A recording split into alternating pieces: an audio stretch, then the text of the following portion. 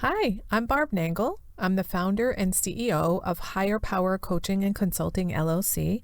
I want to welcome you to my podcast, Fragmented to Whole: Life Lessons from 12-Step Recovery. On this podcast, I share my experience, strength, and hope from recovery. I don't support or endorse any particular 12-step recovery program, and I don't claim to speak for any 12-step fellowship. My hope is that you will find my words helpful in some way, whether you're in recovery or not. This is episode 118, How to Untie the Bundle of Negativity and Self-Judgment so you can have peace and ease. If you're a fan of this podcast and want to support it, please check me out on Patreon. If you're not familiar, Patreon is a platform created by creators for creators that allows them to be supported and rewarded for their work by their fans and followers. You can find me at patreon.com/higherpowercoaching. I was talking with a client the other day about how I cleaned up all the negativity in my head, and I realized that I basically learned how to untie this giant bundle of negative shit in my head that included really severe self-judgment and, of course, the judging the hell out of other people, holding myself and others to some ridiculously high standards. And I don't think before that conversation, I had realized that all of these things were tied together in this one big bundle. So I want to talk through with how the untying of the bundle happened for me in the hopes that it'll work for you. So I think that for me, all of this started with the fact that I somehow grew up with the notion that I wasn't supposed to have flaws, and that if I was going to have flaws, I goddamn well better hide them, or at least lie about them. And because of that, that made me a really defensive person because I was so afraid that people would see my flaws. Now, this was all subconscious, mind you. Perhaps you can identify with me, which is why I'm sharing all this. And I'm really not sure how I internalized that message. I think some of it has to do with being shamed. But what resulted from all that was a ton of negative self-talk. And I cannot emphasize enough how fucking damaging negative self-talk is, especially because it doesn't happen from time to time. It's continual and usually for decades. The first step in cleaning all that up is awareness. You have to be aware of what's going on in your head. You have to start paying attention to what you're saying to yourself. It might be helpful to start writing it down, whether it's a note on your phone or you keep it on a notepad. Because when you start seeing that shit written on paper, you are going to be flabbergasted. I know that happened for me. You're not going to believe how venomous that shit is. And you'll know, I'd never talk to somebody else like that. And I know for me, I realized, hell, I wouldn't allow someone else to talk to me like that. That dialogue has to go. So you've got to start with awareness. And then, of course, you have to stop the negative self-talk and the messages you're giving yourself. So what comes after awareness is analysis. Pay attention to the content of the messages going on in your head. When I started doing that, I came to realize that they were a bunch of bullshit. Not only that, analyze this. Why are you saying negative stuff to yourself and judging yourself? Is it so you can become a better person?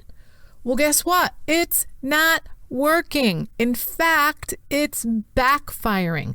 You're crippling yourself with the negativity and the self-judgment. Listen, people, I'm here to tell you right now, you were created on purpose. Do you really believe anything in creation was an accident? I mean, if something was an accident, do you really think it would be a human being? I mean, an amoeba, maybe. Maybe an amoeba might be an accident, or a duck-billed platypus. Sure, that could be an accident. But a human being, no way. You are not an accident. You're here on purpose, and you were not created to beat the shit out of yourself. What's going on in your head is the primary source of your misery. If you know anything about computers, you know that if there's a bug in the programming, nothing on the computer is going to run well. You need to have the program debugged. You need to get that virus out of the programming. The same is true with your brain. Your mind is what runs your life. If you have some kind of programming in there that's poisoning you, in this case, your thoughts, you've got to get rid of it. It's your thinking that is usually the major source of your difficulty. It's not that your very being is bad or wrong. It's not that you are a mistake. You are not an accident. You are not inherently broken or wrong. You are enough, just the way you are, which, by the way, doesn't mean you can't improve. I know that I'm enough. I'm thriving. I love my life, and I want more. I want to be more, do more, learn more, grow more. It doesn't mean I'm unsatisfied. It means I like growth. If you look at the natural world, growth is the evidence that life exists. The way we know if something is alive is if it grows. So you can know to the core of your being that you're perfect just the way you are and still want to grow and change. If you don't believe good things about yourself, I'm here to tell you that that can change. It's not other people that are the problem. It's not circumstances that are the problem. It's not societal systems that are the root of your problem. Though all those things may need to change, they're not the root of your problem. Those issues exist in my world, yet I'm still thriving. So it's not those things, it's your inner dialogue. I've talked many times on other episodes about how to clean that up, but I want to talk here about untying the bundle of negative self-talk, self-judgment, and judgment of others. I'll put some of my other suggested episodes in the show notes that will help you cleaning up all this stuff. For now, I'll share how the change process worked for me and what I take my clients through so that you can get started on your own. What happened for me was that when I started talking better to myself, I realized more and more of the thoughts in my head were BS. And when I started talking better to myself, I started feeling better, and I started feeling better about myself. And I stopped judging myself so much, which meant I was a lot more relaxed around other people because I wasn't in self-judgment all the time. When I was in self-judgment all the time, I was afraid of being judged by other people. And that meant I was on the defensive all the time. I put up all these different facades because I was afraid of being judged. And I wanted people to like me because I didn't like me. What was really interesting was when I stopped judging myself and I started liking myself, I stopped judging other people so much. I let them off the hook instead of holding them to some crazy standard of how I thought they, quote, should be.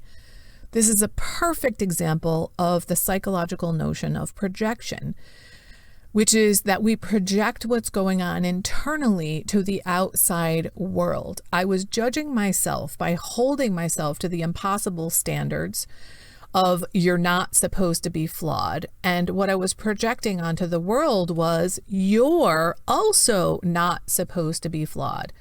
It was kind of like, wait, I'm not allowed to have flaws, so you better not have any flaws. Now I know that I am flawsome. That is, I'm both flawed and awesome. They are not mutually exclusive concepts. And I also know other people are flawsome. So what's going on internally for me now is what I'm projecting out into the world. So I've not only let myself off the hook, I also let all of you off the hook, which means I'm much more willing to be open and vulnerable and let people see my flaws. and I'm much more accepting of you and everyone else and your flaws. When I grew up, if somebody made a mistake, especially if it had to do with something intellectual, like how to pronounce a word or understanding something or knowing something, I got shamed for that. Shame was used to keep me on this very narrow band of what I was allowed to do, think, be, and say. And now that I've stopped towing the family line, so to speak, where I was supposed to be on this very narrow band of behavior and thoughts, oh my God, life is so much better. I'm so much more relaxed in my life. I don't have this sense of urgency all the time. I'm not on edge all the time. My inner drugstore isn't activated all the time. I'm able to breathe much more easily and appreciate moments of serenity. When I was all tied up in this bundle of judgment and negativity and shame, I was projecting all that crap onto other people in the world, and it was miserable. So the key to untying the bundle is to start with what's going on in your head. Notice what you're saying to yourself. Pay attention to what's happening in your head and then assess the situation objectively. You're not the worst piece of shit that ever lived on the planet. In fact, if you think you are the worst person ever, that is arrogant as fuck. You may think it's the opposite of arrogant. You may think that it's humble to think you're lowly, but it's not. If you think you're the worst person ever, that is incredibly self-centered. You think it's all about you and that nobody has it worse than you. And I'm not saying this to shame you. I'm saying it to wake you up. There have been millions of people over millennia on this planet who have had it way worse than you. So wake up and start taking responsibility in your life for what's going on in your head. You were born on purpose. You were created by love, in love, for love, to love. And it's almost impossible to do that when you're hating on yourself. So untie that bundle of negativity and judgment by beginning with the words that are going on in your head. Now, as I said earlier, if you need help with this, I have a few other episodes that will help you. I'll leave them in the show notes.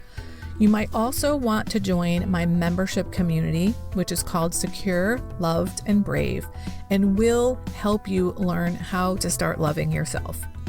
Secure, Loved, and Brave is a loving membership community to help you create deeper connections while feeling safe so you can grow into your power.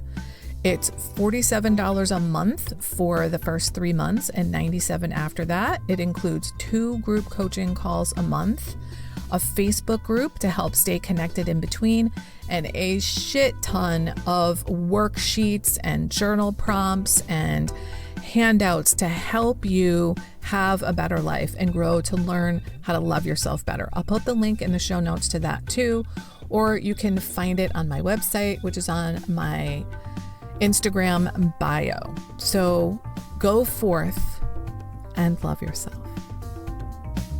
That's it for today. If you've been finding this podcast helpful, please consider a donation to ensure I can continue. To choose the level of support that feels right to you, go to patreon.com/higherpowercoaching. Please also review it on Apple Podcasts, like and subscribe to it on your favorite podcast outlet. I'd really appreciate it, and it helps others to find the podcast. Now, if someone in particular came to mind when you listened to this episode, please share it with them. And don't forget, I'm on Instagram at Higher Power Coaching. I run group and private coaching programs on creating healthy boundaries. And if that sounds like something that would interest you, head on over to barbchat.net, where you can get on my calendar for a free 30-minute Better Boundaries consultation. My ideal client is someone who is ripe for change. If that's you, then go to barbchat.net and get on my calendar. My goal with all of my work is to help you make lasting changes in your life, like I've made deep, lasting changes in my life. Remember, it's never too late to recover. No one is beyond hope, and healing is possible. Thanks for listening.